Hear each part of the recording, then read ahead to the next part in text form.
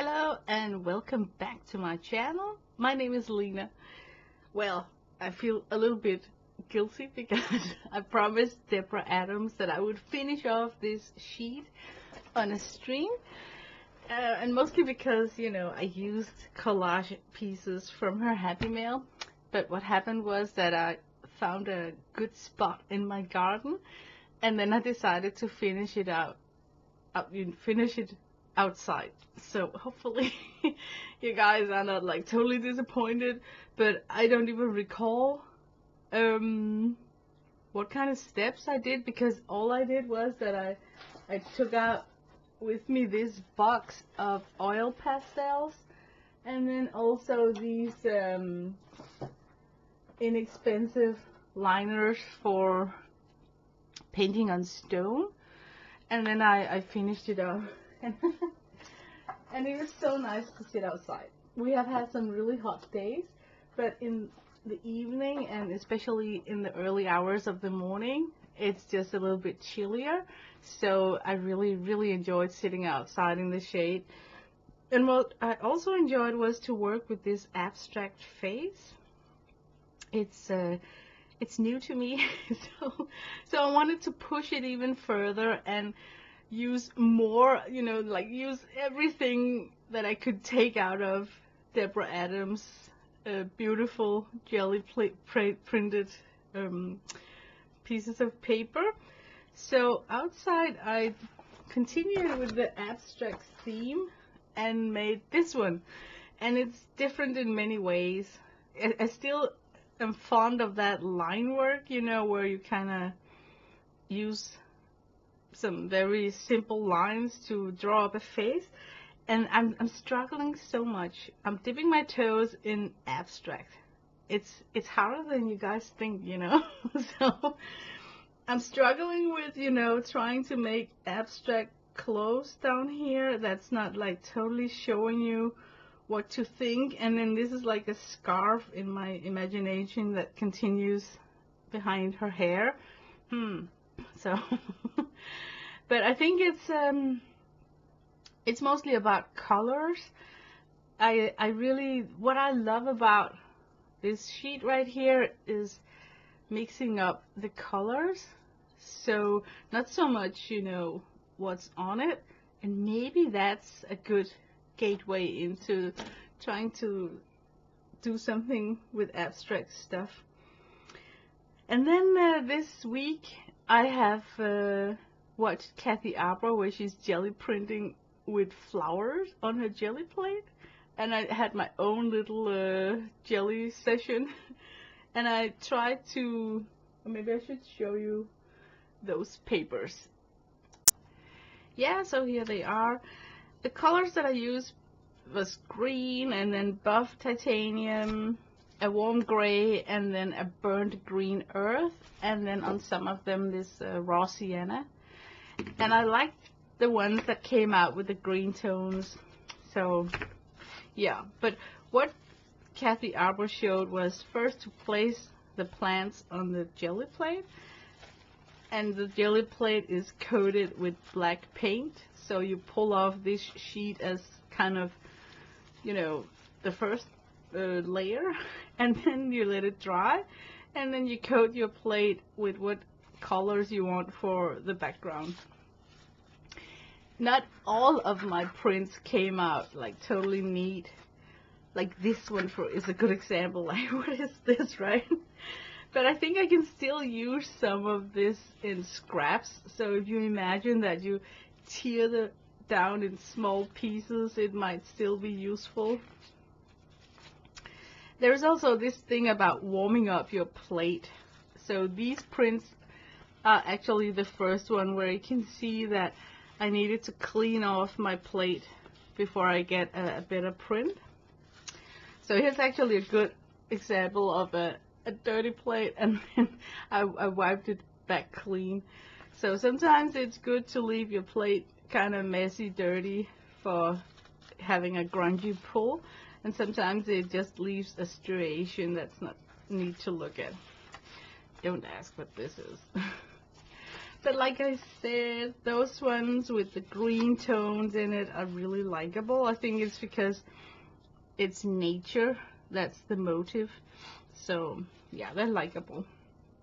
But I did try to already work with some of the pulls. So I made this kind of a strange face. I'm still playing with the abstract. So here I tried to collage in some copy paste.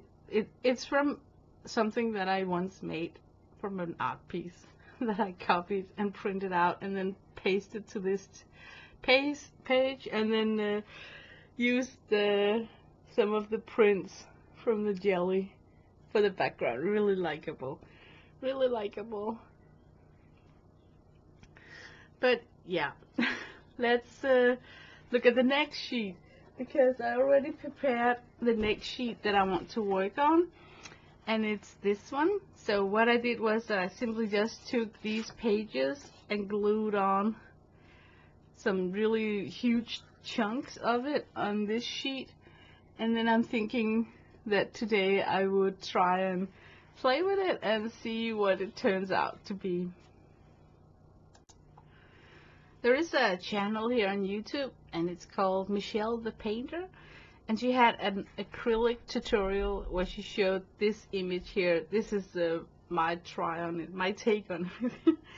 But it's kind of interesting because the way she taught me with her video how to make this dandelion thing in acrylic. So I was thinking it could be kind of beautiful to have that part right here on the jelly printed background. I can kind of see how I could work with her tutorial to work it and make it work for my next painting. So, but okay, I'm gonna paint right now, and it's not a tutorial because otherwise it would be a tutorial about me working on a tutorial from another tutorial, and that would be like an odd day in quantum physics history if I proclaimed it to be that. So it's just kind of just hang out and watching me trying to pick up what I learned from this tutorial and bring it to my own style. I got a lot of white areas on this sheet. I am not that fond of it. I think it's too bright down here. So I'm really happy about this Liquitex acrylic ink in umber. And it's my newest toy in my craft room. So I'm thinking that I may regret it, not sure. But I want to see what happens if I try and tint the whole sheet with some umber tones and see if I like that. I may or may be able to push back some of the white in a likable way. So it's not, so maybe the umber would even bring these pieced in pieces together, so it seems like it's one uniform sheet if I'm lucky.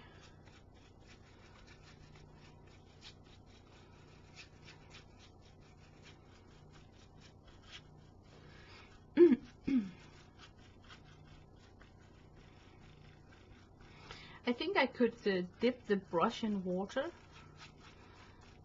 without damaging the acrylic binder in this ink.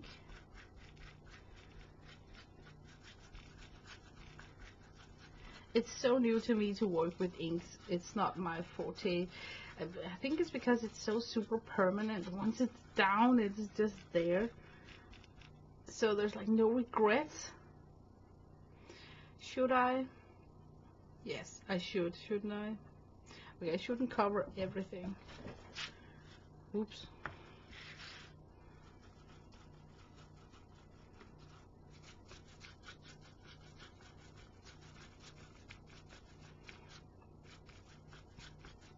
But the cool thing about this acrylic ink is that it's permanent. So it doesn't move when you go on top of it with another wet medium. and I somehow find that quality super likable.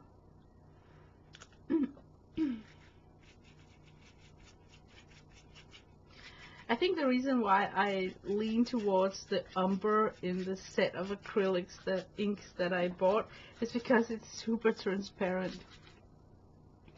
The next ink I'm gonna buy is going to be like some sort of a Quin Gold or a raw sienna, hoping that it will be equally transparent as the umber has turned out to be, because then it would be like super useful supply to have to coat a whole page in one tone.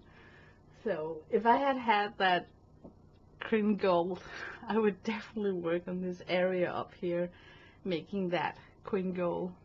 Could be awesome. Okay, it's dry to the touch now. Let's see. I would like to cover up this intersection right here where 4 pieces of paper are meeting up. It doesn't look so nice. And what's good is that it's kind of not completely in the middle of the page, but if I can have this dandelion to be the focal point, that would be nice. So it's a kind of a strange place to have a focal point, right?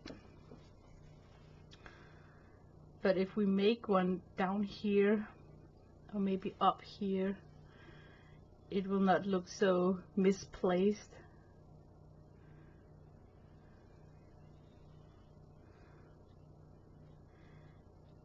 Michelle the Painter, I'm going to link her YouTube name down in the description box in case you want to check out her channel.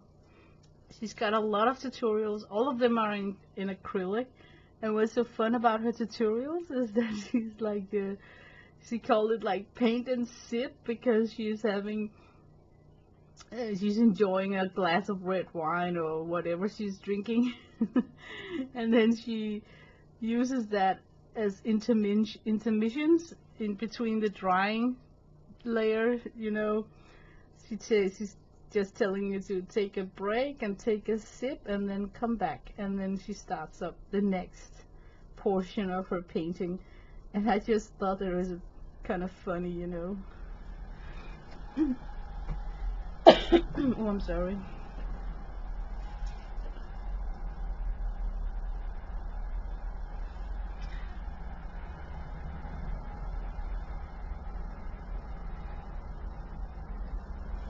The fun thing about her dandelion was that it was so humongous. It was so huge. So it felt wrong following her tutorial when I saw how huge you had to draw it. But when I look at the end result, it kind of was okay to look at. So I'm going to try and be brave and make myself a similar huge dandelion, like totally close captured.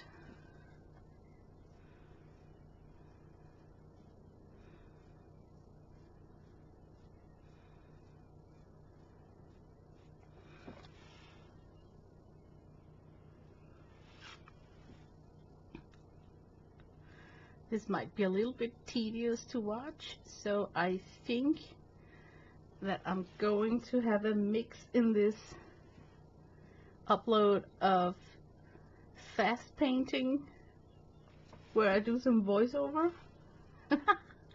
Oh man, that could even make it worse, you know, because I'm not that cohesive when I'm doing the voiceovers. It's like I feel that I'm just have to run my mouth, and then I look at the minutes, like 15 minutes of empty talk, because your thoughts and struggles is happening while you're painting. So when you do the voiceovers, you kind of forgot those tiny issues you had, and it's kind of a shame, because some of my viewers, I think, like to hear me talk about the struggles that I find while I'm in the process, and not just a voiceover over like here it is, here I'm picking up that color and that color, and you can kind of see on this one what colors there's in use, because it's going to be like white, black, maybe a tint of that green earth that's in the background in this one. So yeah, but a focal point right there is kind of weird. So if I have another one,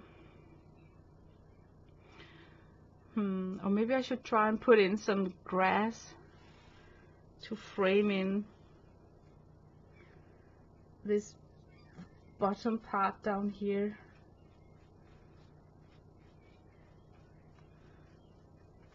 But not too much, because what I'm going to like about this drawing here is going to be the jelly printed background. That's the whole drill of this drawing right here.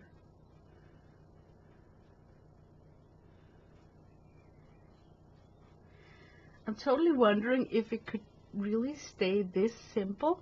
Like, what happens if I just leave it like this, like super simple?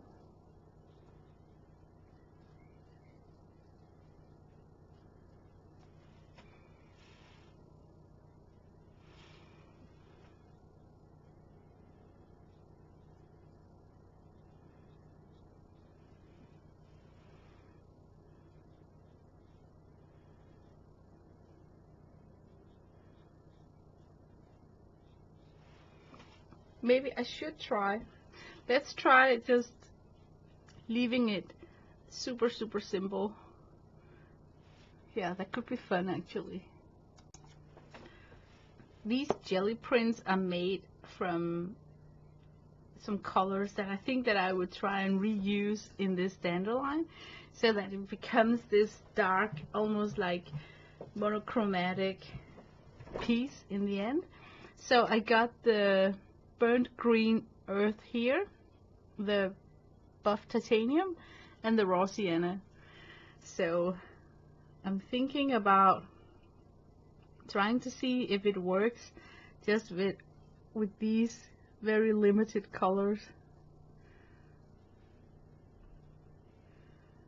Hopefully I will be able to not bring out white so much as a highlight, but use the buff titanium as my whitest white.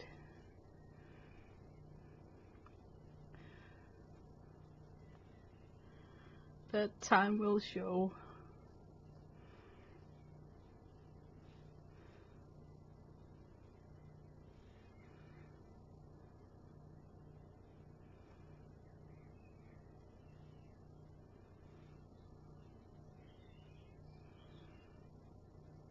I am not an acrylic painter, so I may have like a crazy approach to this. So in case that you are really skilled with acrylic, you would be like finding a lot of strange strokes on mine, like why do I go in so fat right there? Why do I, you know? But huge disclaimer. Seriously, go watch Michelle the painter's tutorial. She's very informative about why she's making the choices she's taking doing the drawing, and she kind of got this very great approach to her steps. So without you knowing it, you are actually not getting yourself into huge problems if you follow her steps in that order that she shows it. But I have to admit that there were times where I could see on her painting that she has done a particular stroke, and I was thinking, oh well, I got the paint on my brush right now, so why don't I take that stroke immediately? But I think it's when you are a very good acrylic painter, it's visual if you haven't followed her direction. Okay, here I got the stem.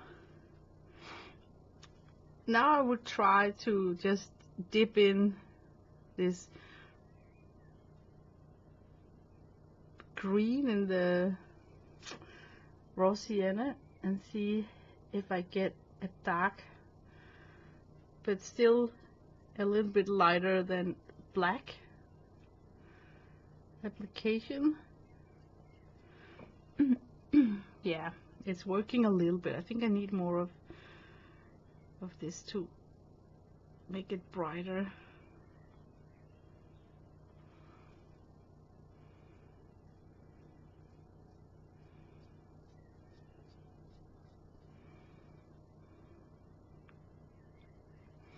I got some gold flakes that I'm thinking I could dress up the background with.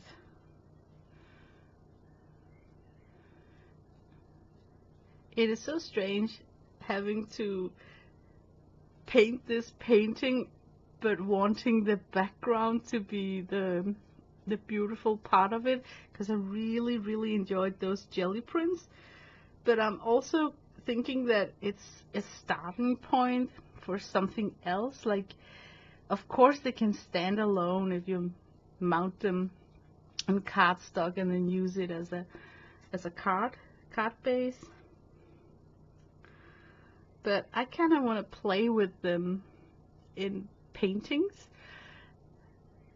And then my jelly plate is not that huge, so I'm kind of forced to work with sheet that has this generic size of what we call here in Europe A4. So pasting them together like this is going to be fun to see, you know, if it looks beautiful or just out of place.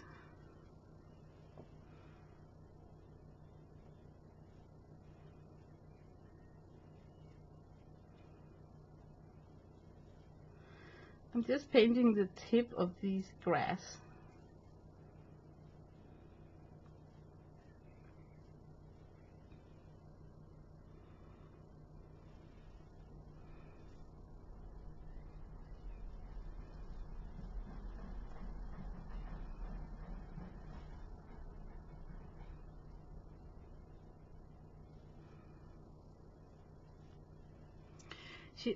She's having a tutorial where she constantly got 2 different dips of her brush tip. So she would take like dip in the dark, dip in the medium color, and work like that. And she's having a ton of lucky strokes in that way. I find that it's a little bit crazy to paint like that because I'm not used to that method. So I don't really know what I get on my brush.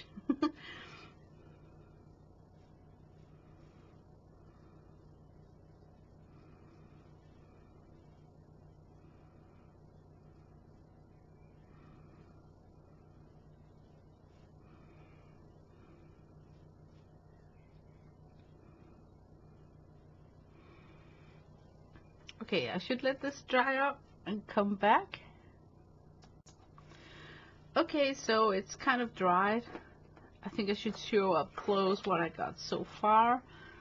So far, I got some work done in the middle of the dandelion, and then I worked on the straw of grass. I got the stem down, and I like the decision about working with these very muted colors that are represented in the background. So I think I'm gonna try and continue. Now for the last layer of the stem here, I want something that's kind of bright. The raw sienna is so transparent that it gets swallowed up by the dark background, so I need to put in some of that buff titanium to make it stand out.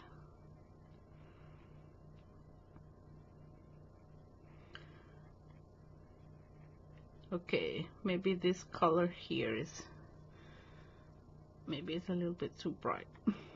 So let's find a value that I'm satisfied with. Let's try this.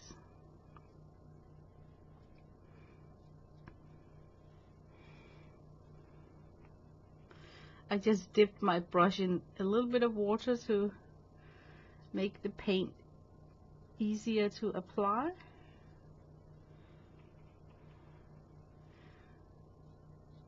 I'm too lazy to get out the matte medium, but normally I would go for matte medium because I think I diluted the paint into more than 30%. And I think I heard somewhere that could mess with the binder of the paint, but I'm not sure. Just putting it out there that don't go crazy with diluting your acrylics with too much water.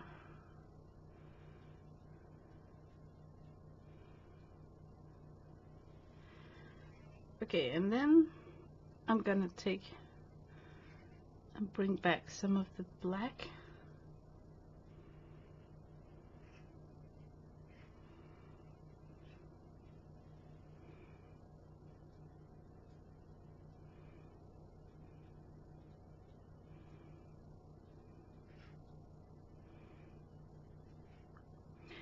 Just because I lost it somehow.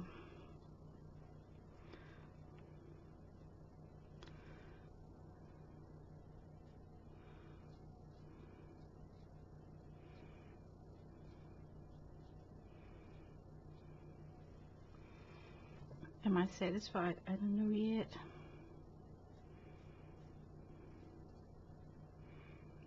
Okay, let's see if that's... I'm not so satisfied, you know what I mean? Maybe it would help if I turned my paper,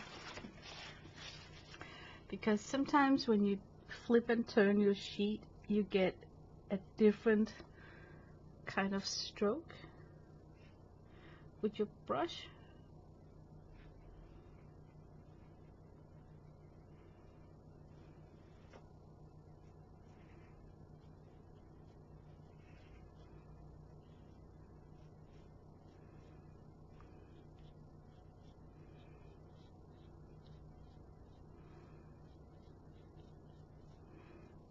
Yeah.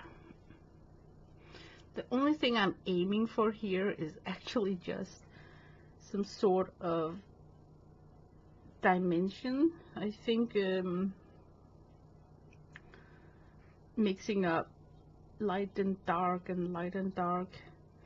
makes the illusion of this dandelion center being not so flat. Okay, I'm satisfied with that start right there. Okay, now for the center of the dandelion, what to do there? I got some brushes here. Maybe this one. No, just a second. Okay, I found this round brush, number 10, and I want to make the center of the dandelion. So first I'm gonna give myself a black circle,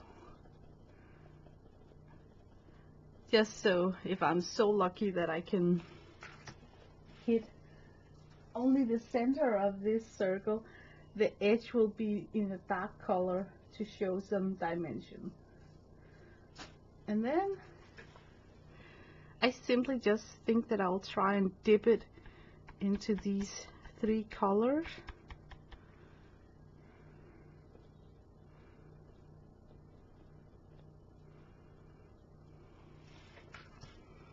And because I applied so much paint, it's got this saturated resin point, so I'm satisfied with that.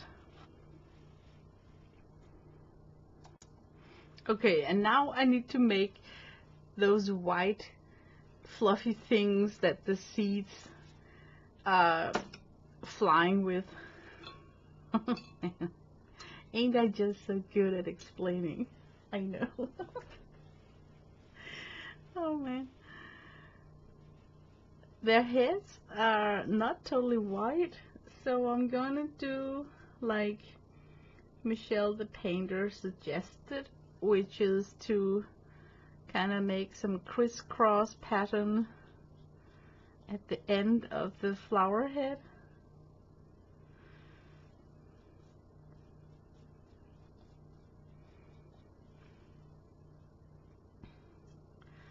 It's looking like totally random. Trying to make it a bit in like this circular motion though. She's so good at explaining this part. Seriously, you have to just watch her tutorial if you want to try and make this on your own. I'm really doing what you would call like a half-assed job explaining these things here. But what I like about tutorials, and the reason why I try and work with them after done doing the first one, is that I don't watch the tutorial. I don't go back and watch it. So I just paint from, you could say, memory. And I think that's where I put in my own mistakes, makes it my style. So of course I'm still gonna give her credit because it's her design. Whoops, I got cat problems in the garden. Yeah, so I'm back. I don't know where that cat come from. We got like the biggest. First time I saw that cat entering my garden, I actually thought it was a tiny dog or a hedge. What's it? Not what is it called? Those wild boar pigs. It's just had the shape of something that, you know, not really a domestic pet.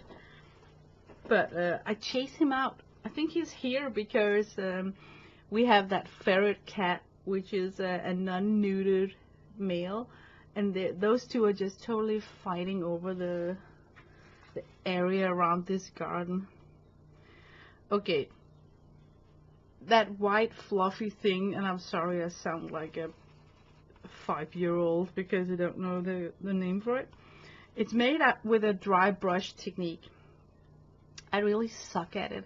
I like to do dry brush techniques when you start with like a white center and then you make it more and more fluffy by working the paint from the center outwards, right? But in this case, I don't have a white center that I can push paint out from.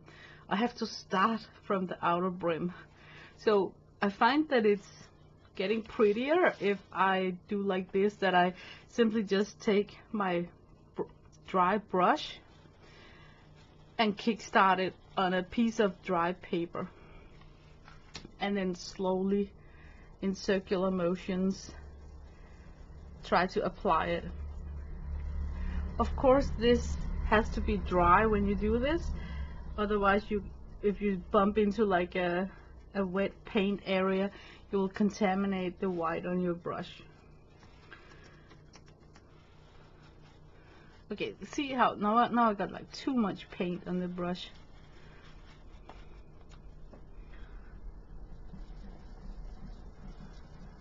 The reason why I want it really soft is because I don't want to lose what's underneath it. We worked so hard to make that transparent layer of all those seedlings. I'm using the titanium buff, and then I'm thinking that because it is not like white, I can come in with regular white to do the highlight.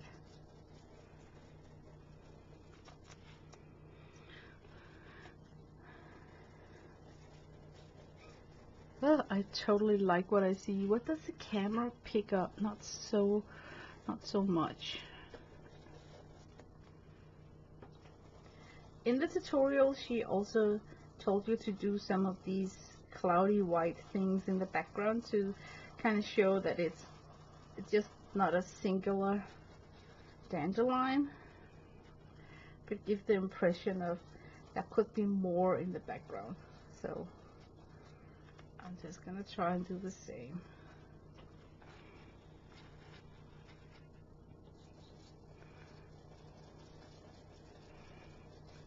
I'm kind of leaving this space here a bit open. She did that too in her tutorial, and kind of like that look it had in the end of not a total full coverage round flower. Okay, this should dry up, and then I could come in with white paint on top of it. Okay, and now for the white highlights, I use this titanium white. And now we're not going to do that circular motion. We're going to tap in. So I load my brush simply just by putting the tip of the brush into the tube.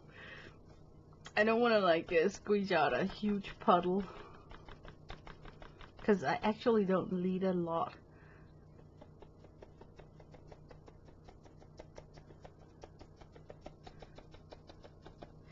I don't think that I should go like totally crazy with this white highlight, because I want this flower to somehow be a part of the background, like it's melting in my wish to be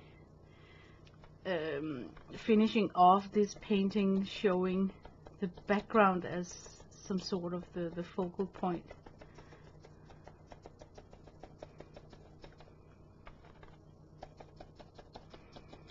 So I'm just like tapping. Maybe I should tap something in the center, because it could be nice. Yes, just a little bit like that. And then I'm checking. I'm not sure if my center was totally dry, so now I'm just, to be on the safe side, wiping off my brush on a baby wipe to make sure that I got like a clean brush head. Too many times I've been too eager when working with acrylic, so I kind of contaminate, not on purpose, my brush by dipping into wet acrylic. That's not a nice experience. Because when you're not so skilled with a medium, then it's so annoying having to do damage control when you make an unfortunate stroke.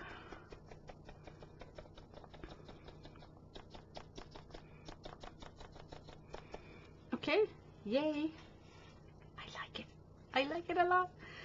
I think it comes out so subtle, like I intended to. But now I'm looking at the rest of the painting. I think maybe this area here is too white. So I'm going back with the umber acrylic. See if I can darken up, especially this area right here. Let's see.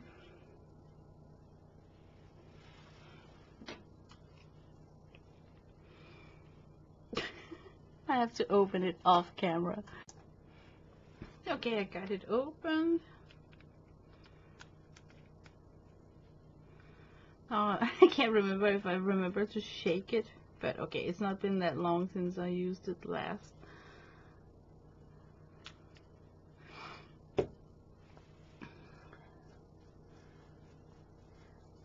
I got a semi-damp brush. Okay, I'm just gonna go over the whole thing, and if I need to come back with some highlight on the grass, I will just do that.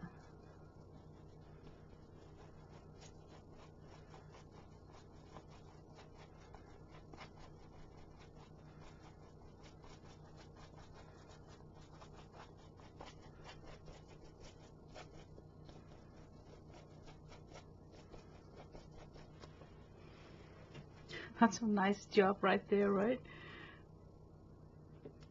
Okay, I'm gonna squeeze out some of the ink on my palette so I can control a little bit more how much I pick up.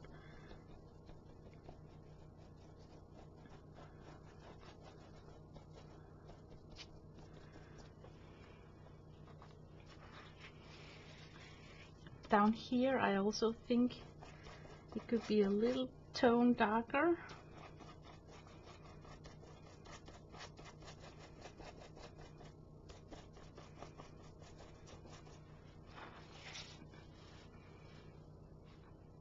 Okay, I'm gonna let that dry.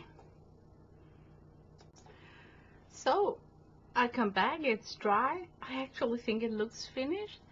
I know that I dig out these golden flakes in a copperish color, and now I'm sitting here thinking I think I might ruin it by jazzing it up with something shimmery.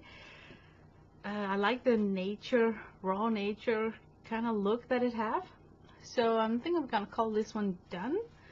And then lucky me, I got more of the jelly printed sheet left, so I can return to another painting where I can go crazy with this shimmer flake here. But I think I'm gonna call this one done and see if I can lift it up to the camera so you can see some of the details up close. I totally dig that simplicity of this painting where there is not a lot going on.